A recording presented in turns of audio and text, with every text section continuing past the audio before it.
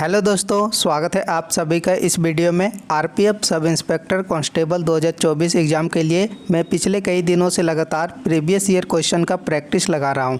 Previous year question complete हो चुका है। अब हम शुरू करेंगे आरपीएफ के कुछ इंपॉर्टेंट टॉपिक जो होते हैं, अक्सर एग्ज़ामों में इन टॉपिकों से क्वेश्चन पूछा जाता है।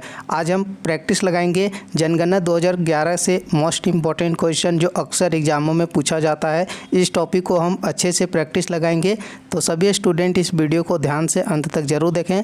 चलिए प्रैक्टिस को स्टार्ट करते हैं। क्वेश्चन नंबर 1, 2011 जनगणना के अनुसार सर्वाधिक लिंग अनुपात वाला केंद्र शासित प्रदेश कौन सा है? बताएंगे। इस क्वेश्चन का आंसर हो जाएगा सर्वाधिक लिंग अनुपात वाला केंद्र शासित प्रदेश है दमन एवं दीव। क्वेश्चन नंबर 2, जनगणना किस मंत्रालय द्वारा आयोजित किया जाता है?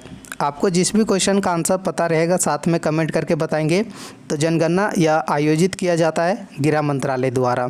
इससे जुड़े कुछ इंपॉर्टेंट पॉइंट याद रखेंगे, जैसे भारत की 15वीं जनगणना और स्वतंत्र भारत की 7वीं जनगणना 2011 को 1 अप्रैल 2010 को शुरू किया गया था।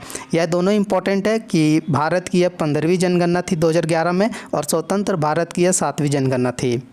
क्वेश्चन नंबर 3, 2011 जनगणना के अनुसार पुरुषों की साक्षरता दर कितनी प्रतिशत है? क्वेश्चन इंपॉर्टेंट है। पुरुषों की साक्षरता दर है 82.04%। या पुरुषों की साक्षरता दर है।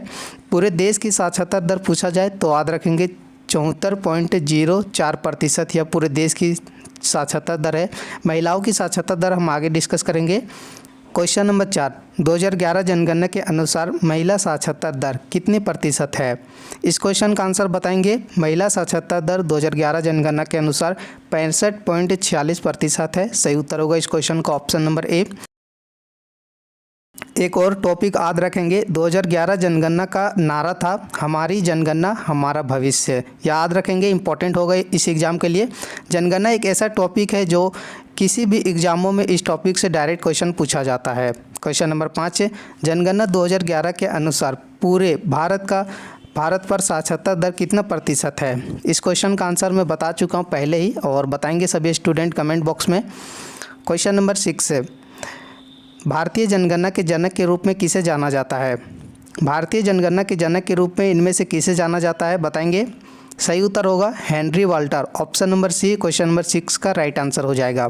देखिए, आज का कंप्लीट पीडीएफ दोस्तों आपको टेलीग्राम चैनल पर मिल जाएगा। नए स्टूडेंट आप टेलीग्राम चैनल से ज़रूर जुड़ें और वहां से आरपीएफ के जो इम्पोर्टेंट टॉपिक वाले हैं, जो मैं जितने भी प्रैक्टिस लगा चुका हूं, कंप्लीट पीडीएफ वहां पर मिल जाएगा। और आज के जो जनगणना के पीडीएफ है वहीं पर मिलेगा। लिंक डिस्क्रिप्शन में दिया गया है, वहाँ से ज़रूर टेलीग्राम चैनल से जुड़ें। क्वेश्चन नंबर 7, भारत में सबसे अधिक जनसंख्या वाला शहर कौन सा है? तो भारत में सबसे अधिक जनसंख्या वाला जो शहर है मुंबई नगर समूह। राइट आंसर होगा इस क्वेश्चन का ऑप्शन नंबर डी।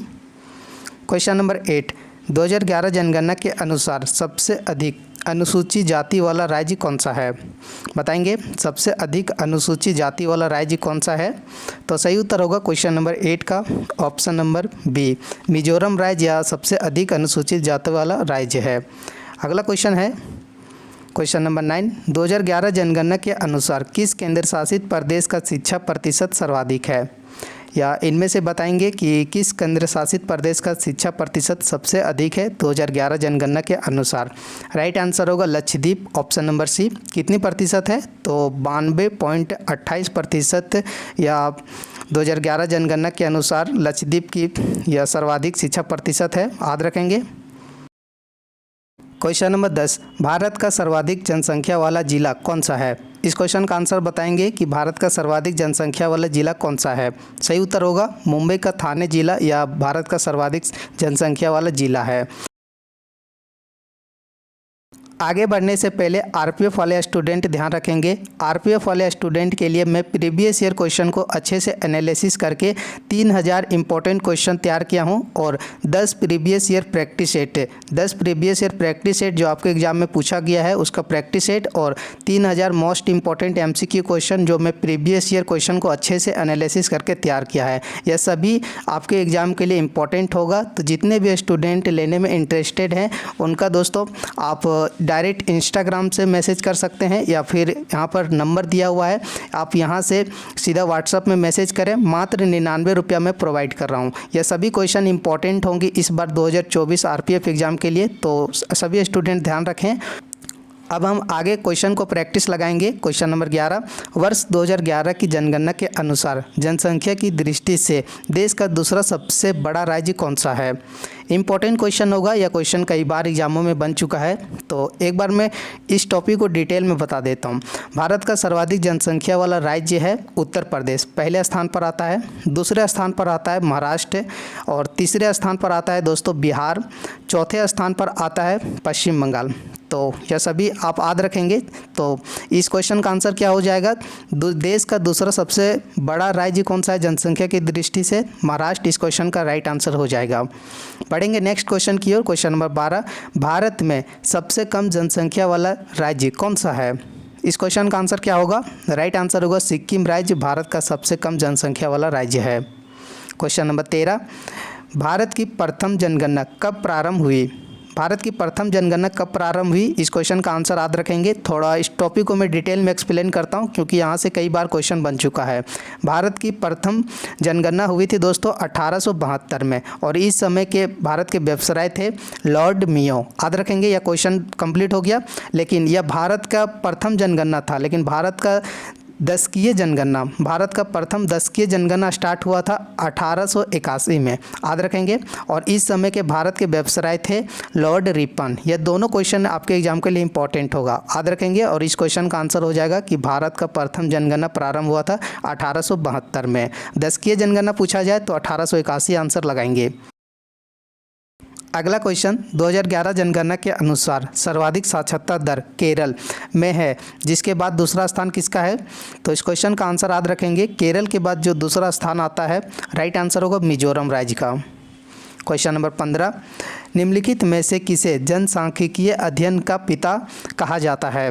बताएंगे इस क्वेश्चन का आंसर क्या होगा। तो इस क्वेश्चन का दोस्तों आंसर हो जाएगा जनसांख्यिकीय अध्ययन का पिता कहा जाता है कार्ल मार्क्स को। ऑप्शन नंबर ए इस क्वेश्चन का राइट आंसर होना चाहिए। क्वेश्चन नंबर 16, 2011 जनगणना के अंतिम आंकड़ों के अनुसार भारत का द्वितीय सर्वाधिक जनसंख्या वाला राज्य है। तो भारत का द्वितीय सर्वाधिक राज्य कौन सा है, तो राइट आंसर होगा इस क्वेश्चन का ऑप्शन नंबर सी। इस क्वेश्चन का आंसर मैं पहले भी बता चुका हूँ। देखिए, अभी मैं आरपीएफ वाले एग्ज़ाम के लिए दोस्तों इंपॉर्टेंट टॉपिक को अच्छे से प्रैक्टिस लगा रहा हूँ। देखिए, पहले मैं प्रीवियस ईयर क्वेश्चन का प्रैक्टिस लगाया, उसके बाद जो आरपीएफ वाले एग्ज़ाम के लिए इंपॉर्टेंट टॉपिक होते हैं उसको मैं प्रैक्टिस लगा रहा हूँ। दूसरा कंप्लीट हो जाएगा, उसके बाद हम शुरू करेंगे मोस्ट इंपॉर्टेंट और एक्सपेक्टेड क्वेश्चन जो आपके एग्ज़ाम में पूछे जा सकते हैं। तो आप हमारे चैनल से ज़रूर जुड़ें और नए हैं तो चैनल को सब्सक्राइब ज़रूर करें ताकि आने वाली वीडियो को नोटिफिकेशन सबसे पहले मिले। इस चैनल से दोस्तों आपके आरपीएफ एग्ज़ाम के लिए बहुत बेनिफिट होने वाला है। क्वेश्चन शुरू करते हैं। क्वेश्चन नंबर 17, वर्ष 2011 जनगणना के अनुसार जनसंख्या में उच्चतम दशकीय वृद्धि दर हुई किस राज्य में। क्वेश्चन नंबर 17 का राइट आंसर होगा मेघालय राज्य में जनसंख्या वृद्धि दर दशकीय वृद्धि दर सर्वाधिक हुई है।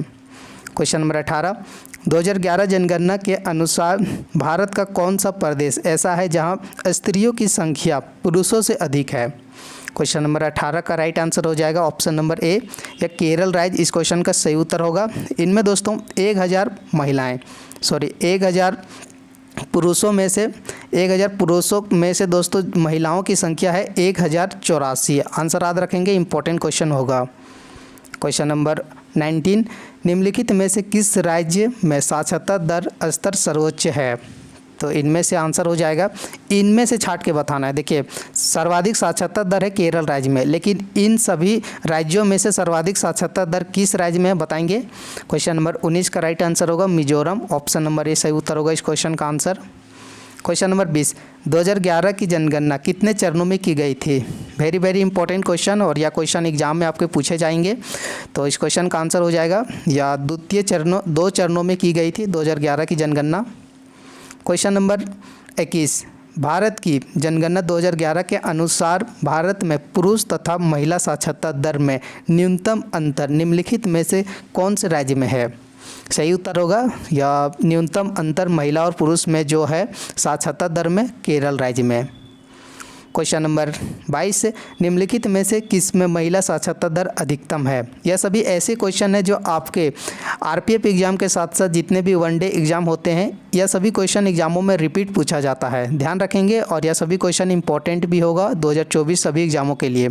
साक्षरता दर दोस्तों, इनमें से महिला साक्षरता दर है, क्वेश्चन नंबर 22 का राइट आंसर होगा पांडिचेरी में। क्वेश्चन नंबर 23, निम्नलिखित में से किस किताब में पहली बार जनगणना शब्द का प्रयोग किया गया था। बताएंगे। पहली बार जनगणना शब्द का प्रयोग किया गया था अर्थशास्त्र के पुस्तक में। क्वेश्चन नंबर 24, भारत की पहली जनगणना किसके शासन काल में हुई थी। बताएंगे। या क्वेश्चन का आंसर मैं पहले भी बता चुका हूं कि भारत की पहली जनगणना कब हुई थी। दशकीय जनगणना हुई थी 1881 में और पहली जनगणना हुई थी 1872 में।